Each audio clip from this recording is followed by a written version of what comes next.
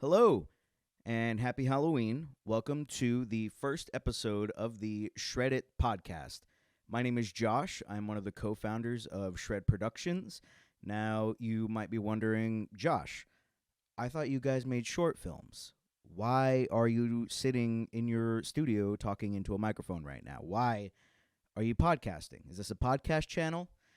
No, but we wanted to come up with a way to communicate with all of you that watch our short films and that support us. And we thought that a podcast would be a great, fun way to do that. What will we talk about? Well, we'll talk about our projects, of course, what we've got going on, what we have coming up for us in the future. Maybe we'll do some AMA type stuff, ask me anything type stuff about projects that we've already worked on. We'll talk about movies, of course, movie news. I don't really want to get into movie reviews. I don't want to get into that area just because as filmmakers it feels kind of arrogant, at the very least misguided to talk about other filmmakers as you're making your way up, in the industry. So, besides there's so many other YouTube channels that do movie reviews, movie critics, and podcasts dedicated directly to that. So the world doesn't need another one. But what I would like to talk about is when there's a notable film out in theaters, when there's a buzz around a certain movie, or when there's a certain movie that's really worth talking about, that's made a big splash in the film community and in the culture at large. I think that's worth talking about. For instance, Martin Scorsese's new movie, Killers of the Flower Moon, that came out recently. I have not seen it yet, but I plan to. That's something I'd like to talk about here on the podcast because it's a Scorsese movie. Anytime Scorsese comes out with a new movie, it's like an event. So that's an example of the kind of thing I'd like to talk about. We will talk about music. All of us love music. Music inspires all of us. So we'll occasionally talk about music on here and music news. Blink 182 has a new album out right now that we are really enjoying. So that's an example, something we like to talk about. We're big fans of punk rock. I love metal, hip hop. Sabrina loves indie music, and Derek has an eclectic music taste that's all over the place, in a good way, not in a bad way at all. And our fourth partner, Joe, he loves his hip hop. So music, I think, is a big influence on all of us. So I think it's definitely worth talking about here on the Shred It podcast. Thirdly, video games. Video games are something that inspire me personally, so I can't help but talk about them, And if you don't game, I hope that video game talk doesn't necessarily discourage you. And here's why. Because lately, how do I put this? Because within the past decade or so, video games have really demonstrated their ability to tell dramatic, heartfelt, well written stories within their medium. Video games have only gotten more cinematic as they've gone on. For instance, the God of War franchise, God of War 2018 and God of War Ragnarok, are probably my two favorite games on the planet. They're both very cinematic, and they took great care in their storytelling while making a game that's really badass and fun to play. And that in and of itself is an accomplishment. Just to make a game fun and worth playing, let alone tell a heartfelt, dramatic story that people can relate to, I think that's incredible. And it's very unique. That's a challenge that only video games have, make something with writing that engages you emotionally, but also engages you actively. You're playing a game. So I think that's fascinating. I think it'd be really cool to write a video game one day. I have no experience coding or designing anything digitally other than some minor graphic design, so I could not design a video game, but I'd love to write one. That's a possibility that excites me one day. So video game talk and video game news, that's something that we will cover here on the Shred It podcast from time to time. Lastly, we will talk about martial arts. I'm a big fan of martial arts. I'm just pulling up my notes here so I don't get off track here. I'm a big fan of martial arts. I am an amateur martial artist myself. I trained for a few years.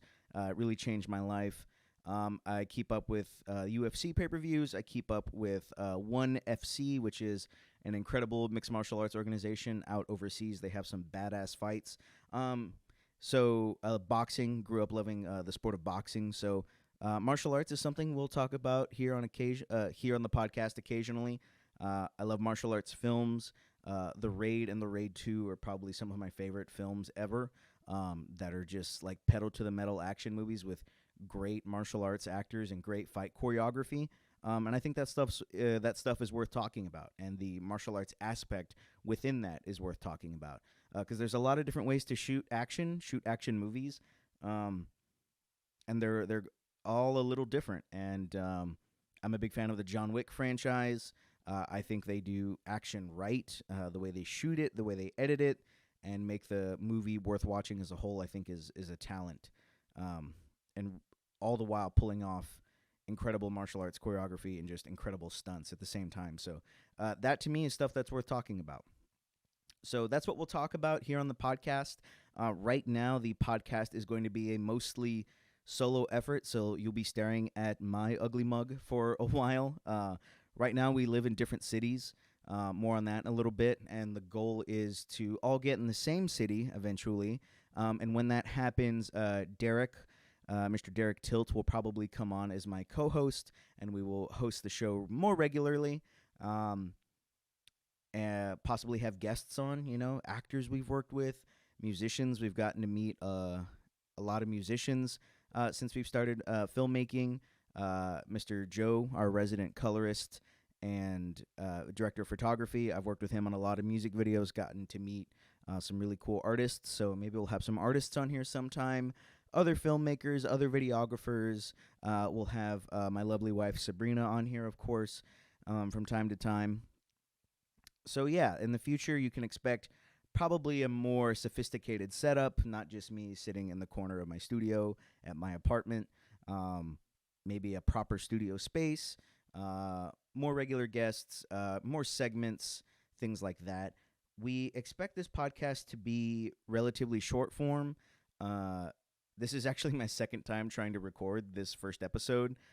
Yesterday it clocked in at about an hour, but the camera stopped recording after 10 minutes. So I've gone through lengths to make sure that doesn't happen. My studio space looks like a fire hazard right now with all of the cables set up.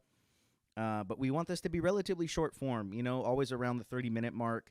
Something you can listen to easily, if you have a commute or at work, just something bite-sized, all things considered, as far as podcasts go. We don't want to drag it out too much. We want to talk about things when there's something to talk about, and keep it nice and tight, short and sweet. And I hope that you all can appreciate that, or if that's something that you like, let me know in the comments. Do you like shorter form podcasts? I personally like podcasts that are around the 30-minute mark. They always feel fun to listen to. They always kind of leave me wanting more, too, and I think that's a good thing when it comes to content creation. So let me know. Do you like shorter form podcasts? Do you like them longer? This is real loose right now, so we can play around. We can try different things. So who is Shred Productions? Well, Shred Productions consists of, right now, a core team of 4 members. Myself, my name is Joshua Martinez, my wife, Sabrina Martinez, my best friend, Mr. Derek Tilt, and our resident colorist and director of photography, Mr. Jose Irrelevant Guerrero. I love them. They're awesome. We came together all with a passion to make projects, to tell stories, to just have fun making badass content, I grew up watching movies. I always knew that I wanted to be a storyteller of some kind. For a long portion of my life, I wanted to be an actor. I did theater in high school with Sabrina and Derek. That's how we all met. I went to college for acting. I went to Texas State University. I got a BFA in the art of acting. They had a very specialized acting program within their big theater arts department. I had to audition to get in. They only accepted around 14 people a year at the time. So it was something I was very proud of, something I am very proud of that I got into that program. Learned a lot. Um, After college, things things get tough out of college. You got to work, you got to earn money, find a way to make a living out in this world. And for a long time, I wasn't very creative. I had tried starting a Twitch channel. Sabrina and I had created a couple podcasts, but everything always kind of felt slightly unfulfilling. And there was a long time when I thought, man, I'll never be creative again, and that was scary to me. In that time, however, Sabrina and I got married. We had been together for I think 7 years when we had gotten married. We've been together for 10 years now total. Married 3. Derek, my best buddy, he was in the military for a long time. He got out, moved back into the state, and we all still had this passion for storytelling and for being creative. Derek himself had a few podcasts that he had hosted, and we all got together and we were like, screw it, we want to tell stories. Let's do it together. Let's make stuff together. All the people in this room right now, we all, in this metaphorical room, it was the living room of my apartment. We all have a passion for telling stories and for being creative. Let's make stuff together. What's better than that? So that's how they got started. Mr. Joe came on shortly after. He came on during our first project after Diana. He had known Derek, and Derek had known that he had shot some music videos, done a podcast too, I believe. And we hooked up. Me and him started making music videos together. I started helping him out with his projects, and he came on board as our resident colorist and director of photography. So he rounded out the team, and we're really proud of the work we've done so far. So that's a little bit about us, a little bit of our history. We are influenced by a lot of different filmmakers and a lot of different things. I already mentioned music, video games. But in the realm of film, I couldn't speak for everyone, but I do know we share a few common people that influence us. Sabrina and I are big fans of Senor Guillermo del Toro. You know him from The Shape of Water, the Hellboy franchise, Pacific Rim, Pan's Labyrinth. Oh my God, that's probably my favorite film of his. Master of his craft, master of horror and surreal and fantasy. Sabrina and I love his work. We love the work of Mike Flanagan, who is another master of horror. You know him from films like Doctor Sleep, Ouija, Origin of Evil. More on that in a little bit. And The Haunting of Hill House and The Haunting of Bly Manor on Netflix. Those are really popular projects of his. My favorite project that he did for Netflix was Midnight Mass. I think that's an incredible series. And right now he has the Fall of the House of Usher that is going on Netflix right now. That seems to be going really well. I haven't watched it yet. I plan to. Mr. John Carpenter is a big inspiration of mine. I mean, he created the Halloween franchise. The Thing with Kurt Russell, that's one of my favorite movies. I think he's a master at building tension. I love the music that he uses in his films. Christopher Nolan, I mean, a master of cinema, like all the way around. You can't say enough about him. Oppenheimer is one of my favorite films this year. And Mr. Quentin Tarantino, how can you not love him? I know he's a big influence on all of us. He's just awesome. He's just badass. You gotta love his movies. So that's a little bit about us, a little bit about our history and influences. Right now we have 2 projects that are currently available on our YouTube channel. We have After Diana, which I wrote and directed, and we have Visage, which was our entry into the 2023 Jacob Owens horror short film competition. I directed that one. Sabrina wrote it. Derek took up producing responsibilities, and Mr. Joe was our colorist and our director of photography. That project was a lot of fun to shoot. I think we had the best synergy on that project. I think we all did what we were best at, and just everything came together so wonderfully for that project. Before I move on, over here, this is the Diana mask.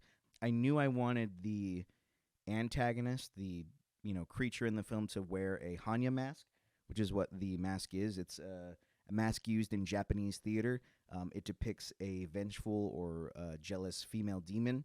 So we had special ordered it. We ordered it on, I say special ordered, we got it off Etsy. But what's so cool about this mask, and why I think it's worth talking about, is the shop on Etsy is a shop called Eugen Mask Shop. I hope I'm saying that correctly, which is located in the Ukraine. And when we ordered that mask, it was summer of 2022, and the conflict had just started. And we didn't know that the shop was located in the Ukraine. We had ordered it, and after we ordered it, we got the notification, said, thank you. We are located in the Ukraine, so it may take a while to reach you. And we were like, oh, wow. And it did. It did take a little while to reach us. I think it took about 3 weeks, but it was totally worth the wait. When we opened it up, I'll put an image here on the screen, probably to my right. When we opened it up, we found this postcard that was really awesome. It was a little picture of a soldier standing on a beach, and there was a warship out in the bay, and the soldier is flipping off the warship. And what that was a reference to was that story, back in the beginning of the conflict, about that warship that had pulled up on this island, in the borders of the Ukraine. And they had ordered the soldiers on that island to surrender. And the soldiers responded, hey, Russian warship, go. And we loved that. It was so punk rock, so it was right up our alley. So that postcard was really cool. And on the back of it, there was a very sweet little message. It was signed by a woman named Diana. And we were just so moved in that moment. It felt really cool, very serendipitous in a way. So we actually decided to name the creature Diana. And I think in the original script, she was named Angela. And after that, we decided to rename it to Diana. And we renamed the film because the original title for the film was just called Hanya, which was a reference to the kind of mask it is. But I started to feel less confident about that as the time came near to release the film. So I thought maybe after Diana. And the rest of the team loved it, so that's what we went with. We shot that in the summer of 2022 with the full intention of releasing it in October of 2022. And that didn't happen. It came out in April of 2023. It was my first time editing a film. I was learning as I went along. It took longer than I expected, but I'm really proud of that project. As I watch it now, it's a little rough around the edges. I shot it on the camera that I'm using now to film this podcast, it's a solid camera, but it's not meant to shoot films. It's just not. So that's kind of fun to watch and look back and see like, oh, I would have done this differently and things like that. But all that being said, I'm still very proud of that film. Visage, our second project that we've released, like I mentioned, was our entry into that short horror film contest hosted by Jacob Owens, who is a filmmaker. It was a great opportunity for us. Joe, he's the one who discovered it, and he told us about it. And from the time he told us about it to the time we started shooting was a week. So in a week's time, we did all of our pre-production. Sabrina wrote a script. It could only be 5 minutes long. So Sabrina wrote a script. We all liked it. And we went forward with shooting it. We shot it in Austin, Texas. It was really fun to shoot. Like I mentioned earlier, just everything really came together in such a great way. Derek really killed the production side of it, getting a team together, getting us PAs, feeding us all while we were on set. He knocked it out of the park. He was so incredible. Joe and I, we've worked together a lot over the past year, so anytime we get on set together, we have a rapport. We have a way we work together, so everything was just firing on all cylinders on that project, and we're very, very proud of it. So that's what we have available right now. Please give them a watch if you haven't. We'd be really grateful if you did. Unfortunately, we did not place in the Jacob Owens Horror Short Film Competition. Over 250 films were submitted, and he narrowed it down to a top 10, and then there was a top 3 that took home some prizes, including a cash prize and some other really cool stuff. So it was a really cool opportunity to just have a platform to showcase our film. It was cool that it was a free entry competition. One thing that I wasn't aware of is that a lot of these festivals and other film competitions that you hear about, you have to pay to enter them. So it was free entry. It was an opportunity to showcase our work. I think that Visage demonstrates our progress as filmmakers, even within, just a year of doing it. I love that Visage and After Diana are side by side because I think it's the perfect where we started and where we are now in pretty much just a year's time. So we're very proud of it. What the future holds for us, we don't know. We have a lot of ideas. Right now, we currently have a short film that is in post-production. We had shot it over the summer, and then editing just took longer than we expected. With our schedules, it's hard to all get together and get things done sometimes. Like I mentioned earlier, we're in different cities. So we'd shot it over the summer. It's a comedy titled Fools that we are very excited to release. It's my first time being on camera in quite a long time. I act in it, Sabrina as well. It was our first time casting other people because after Diana had a 2-person cast, and one of them was Derek, the other was my sister-in-law. So it was our first time doing a casting call and getting submissions, which was really cool. We ended up going with 2 wonderful actors, Mr. Christian Perez and Shania Ferguson, Miss Shania Ferguson. They killed it. They knocked it out of the park. We're so proud of them. They're probably wondering, like, what the hell happened to the film. It's still in production, guys. We haven't forgotten about you. Your work will be seen. On that project, we also met the lead for our film Visage, Miss Jessica Luovano. She came out for a day to be a PA on Fools, and when the time came for a casting call for Visage, she reached out, and she was perfect for the role. So it's just cool now having a few projects under our belt that we're developing a community, and I think that's really special and that's really cool, and that's been something I did not really anticipate doing when we set out to build this company, but it's been one of the coolest things about doing it. Besides making projects with people I love, telling badass stories, building a community of people who all have a passion for the same thing, it's so cool and it's so surreal. So that's Fools. Expect to see that coming down soon. Besides that, like I said, we have a lot of ideas. We've thought about doing short-form documentaries about skaters, BMX riders, kind of in the extreme sport genre, and just interesting people that we meet. So right now the future is very wide, and from where I'm sitting, very bright, and I'm very excited to just keep it going. I'm really proud of what we've done so far, and I know that we have the potential to do more, and that's come with a lot of support from y'all, our viewers, family members who share our links when we post them, who share, our announcements and our Facebook posts and Instagram posts, who tell their friends about them. We couldn't do it without y'all. It's so humbling every time we, ramp up our social media for a project and we just see all the shares, the likes, the comments. It's so encouraging. Fools actually was our first production that we crowdfunded, and we reached our goal within a week of posting it. We raised $500 to feed the cast and the crew, to cover the cost of props because we had a lot of props for that shoot. So that was very humbling too, seeing that get done. So thank you all to those who have donated, and thank you all to those who have watched, shared, all of the above. Y'all are awesome. All right, so that's us. That's Shred Productions. With all of that out of the way, my goal is to have this episode up on Halloween. So in that spirit, I would like to talk about some films that I love to watch around the Halloween season that I'd like to share with you all. So I've put together a little top 10 Halloween films list here. Now, these are in no particular order, and this is by no means a definitive list. If I were to give you this list again next year, it would probably change, but here are some films that I think that you should check out this Halloween. Up first, we have Talk to Me, directed by Danny and Michael Philippou. Those are twin brothers. This is their feature film debut, and they knocked it out of the park. It's an incredible film, simple premise, badass execution. The film is about a group of teenagers who experiment with this ceramic hand that allows them to speak to the dead and allows the dead to possess them temporarily. Really scary, great stuff. I can't say enough positive things about it.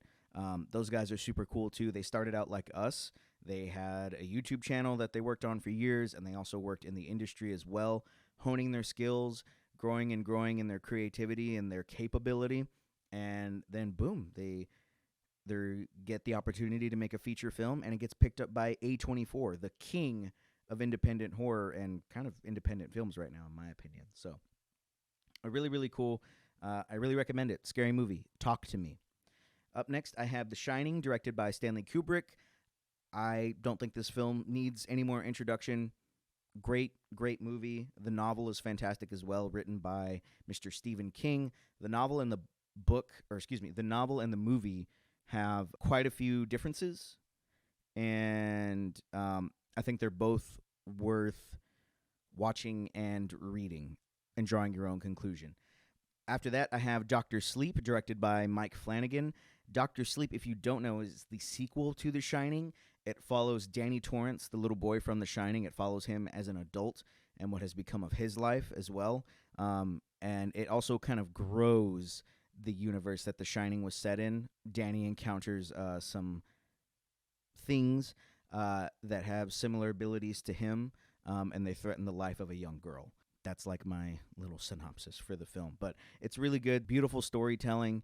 That movie is interesting because it is a horror movie, but I don't expect like haunted house, The Shining, like jump scares and like oozing atmosphere all the time. There's quite a bit of storytelling, and there are some fantasy elements as well that I don't want to give too much away. But I call that movie a horror odyssey because it's a big story and it takes place over many years and in multiple states. So it'd be a good double feature maybe for Halloween tonight, The Shining and Doctor Sleep, but strap in for a lot of movie. I think it's like 6 hours total to like watch those back to back.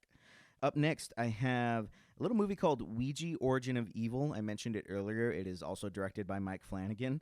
It is the prequel to that first Ouija movie that came out in the 2010s. This is one of the cases where the sequel, whatever, I think is stronger than the first film. Mike Flanagan is awesome. Again, it's a simple premise.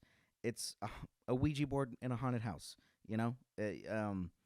But he does it with such energy. Like, it is, I remember the first time watching it, it scared the out of me. And after the film ended, like, one of the first things you see in the end credits is based off of the board game by Hasbro. And I thought to myself, a movie based off of a board game has no business being that good. So I can't recommend it enough. Don't let the fact that it's PG-13 or that it's based off of a board game fool you. It's a great spooky movie. Great for Halloween. Up next, we have Halloween, directed by John Carpenter. Again, another movie that needs no introduction. It's had a big influence on me. Michael Myers is probably my favorite classic movie slasher.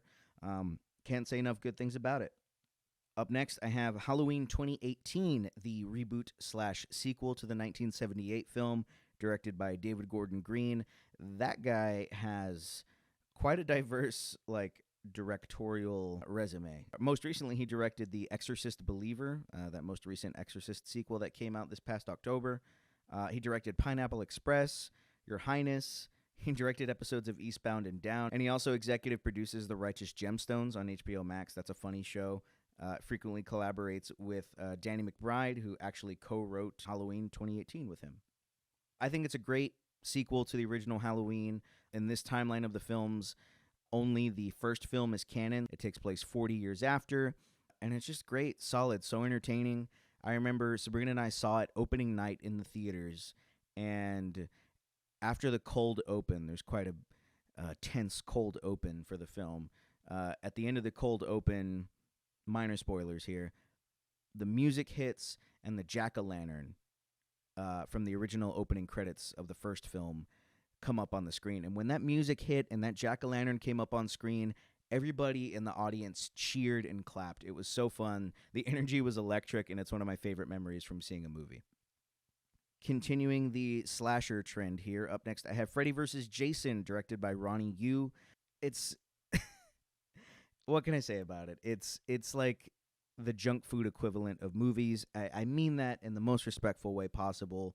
It's silly, it's violent, it's got some creative kills, and it has a badass fight scene between Freddy Krueger and Jason Voorhees. I love it. I watch it pretty much every October, and I think it's very entertaining for what it is. And I think that's all it had to be. It was entertaining. After that, I have Friday the 13th, the 2009 reboot directed by Marcus Nispel. I really like this one because it was just a nice, fresh dose of energy to the Friday the 13th franchise. It was produced by Platinum Dunes, which was Michael Bay's production company at the time.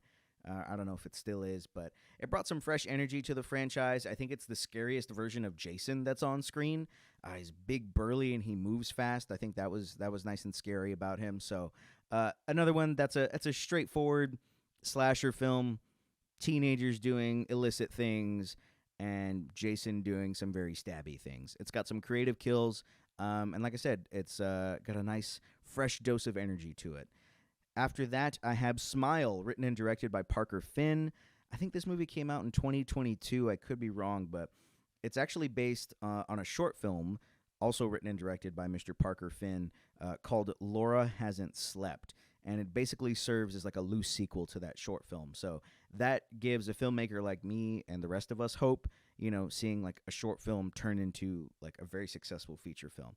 It is about a psychologist who starts seeing an entity in her life, and the entity is always smiling. And that's the basic synopsis. That movie is concerned with one thing, and it's scaring the out of you. There's a lot of jump scares.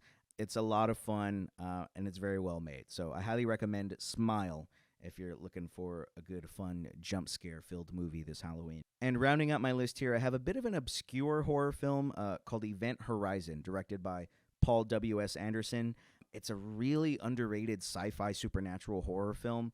It's about a group of astronauts who go to rescue a ship named the Event Horizon that disappeared years ago, and it's recently reappeared. They have no idea where it's been, so they go to investigate, and they discover very sinister, horrible things. I read that when it was pitched, they referred to it as The Shining in Space. I think that's somewhat apt as far as the tone goes. It's got a great cast. It's got Sam Neill from Jurassic Park and Lawrence Fishburne, a.k.a. Morpheus from The Matrix. Really well written. I think it's a really creative premise. Fun fact about the director, Paul W.S. Anderson, he went on to direct the Mortal Kombat film, the 1995 Mortal Kombat film, which is a very special film to me, very close to my heart, and the Resident Evil film franchise. Don't hold that against him. I know those are a bit divisive, to say the least, but Event Horizon, I think it's worth watching on Halloween. And that's all I had for you on this first episode of Shred It. Thanks for tuning in. Thanks for watching. I hope you enjoyed it. If you want to see more of these, let me know in the comments below. Also, let me know what your favorite movie is to watch around Halloween. Let me know in the comments below. I'd love to hear about it, love to talk about it. I love talking about movies, so share with me your favorite. And yeah, that's all I got for you. I don't have a sign-off yet. I don't know if you need a sign-off for a podcast, but